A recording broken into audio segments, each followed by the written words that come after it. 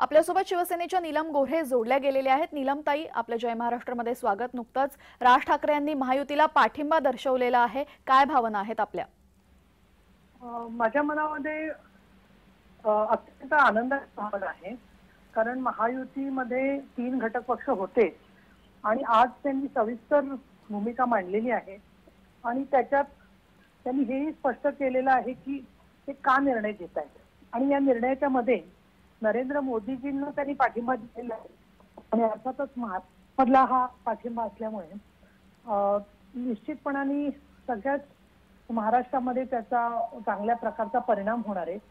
मी तर असं म्हणेन की सन्माननीय एकनाथजी शिंदे यांनी द्विध्रुवीकरणाच्या पार्श्वभूमीवर म्हणजे प्रेक्षकांसाठी आणि ऐकणाऱ्यांसाठी मला परत एकदा स्पष्ट करते मी की एका बाजूला एनडीए आणि एका बाजूला यूपीए याच्यामध्ये 95 सालापासून आतापर्यंत जवळजवळ 30 वर्ष जे ध्रुवीकरण झालं होतं आणि हिंदू हृदय सम्राट बाळासाहेब ठाकरे यांची जी भूमिका होती त्या भूमिकेशी सुसंगत भूमिका मुख्यमंत्री एकनाथजी शिंदे देवेंद्र फडणवीस यांची आहे।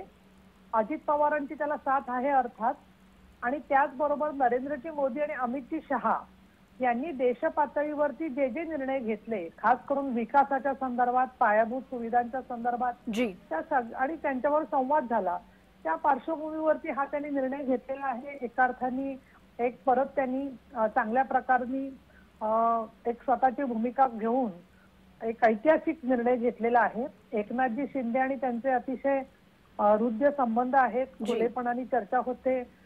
फडणवीस साहेब आहेत, विनोदजी तावडे आहेत, आशिष शेलार आहेत, त्यांच्याबरोबर त्यांची चर्चा होते। तसा अनेक मनसेमधले घटक म्हणून काम केलेले ही व्यक्ती आज अनेक ठिकाणी त्यांचा प्रभाव दिसतो आहे आणि एक उत्तम वक्ते आणि बाळासाहेब ठाकरे यांच्याबरोबर महायुतीमध्ये काम केलेले नेते, प्रभावी नेते म्हणून त्यांनी आज जी भूमिका घेतली त्याचं मी शिवसेनेची नेता म्हणून स्वागत करते आणि त्याचबरोबर या कामामधून अजून महाराष्ट्रासाठी आणि देशासाठी काही चांगलं घडेल आणि ज्याचा बाळासाहेब असते तर त्यांना आनंद झाला असता, ही जबाबदारी आमच्यासारख्या सामान्य कार्यकर्त्यांवर आहे असं मला वाटतं। जी असं असलं तरीही राज ठाकरे यांनी फोडाफोडीच्या राजकारणावर मात्र टीका केलेली आहे आणि महायुतीवर वारंवार असेच आरोप होत आहेत।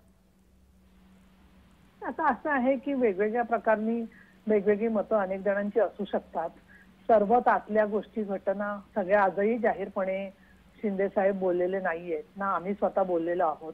कारण काही व्यक्तींना आपण एक आदर जो देतो तिथे मतभेद झाले तरी आम्ही आमची मर्यादा सोडून मी तर कधी टीका करत नसते। ज्या पद्धतीने शिवराळ टीका काही इतर व्यक्ती करतात आमच्यावर, तशा पद्धतीची टीका आमच्याकडून होत नाही आणि त्याच्यामुळे आमचं त्याच्यावरचं मौन आमच्या पक्षाचं हे म्हणजे आमच्याकडे भूमिका नाही असा अर्थ नाहीये। आम्ही जे काय केलेलं आहे परिस्थितीमध्ये ते त्या परिस्थितीमध्ये अपरिहार्यपणे त्या भूमिका घेतल्या गेलेल्या आहेत आणि ज्यांनी मनापासून विचार परिवर्तन म्हणण्यापेक्षा भूमिकाच मुळी शिवसेनेचीच आहे, त्याच्यात कुठलाच फरक झालेला नाहीये। कार्यक्रम तोच आहे, भूमिका तोच आहे, परंतु महत्वाचं म्हणजे राष्ट्रीय पातळीवरती कुणाबरोबर जायचं।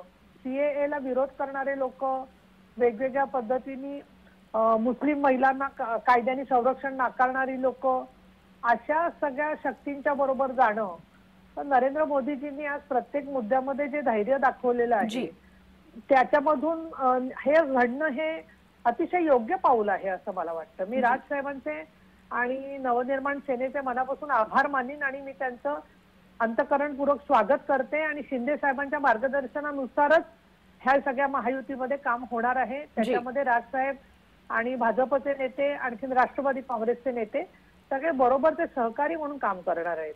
जी धन्यवाद नीलमताई, आपण दिलेल्या आपल्या प्रतिक्रियेबद्दल।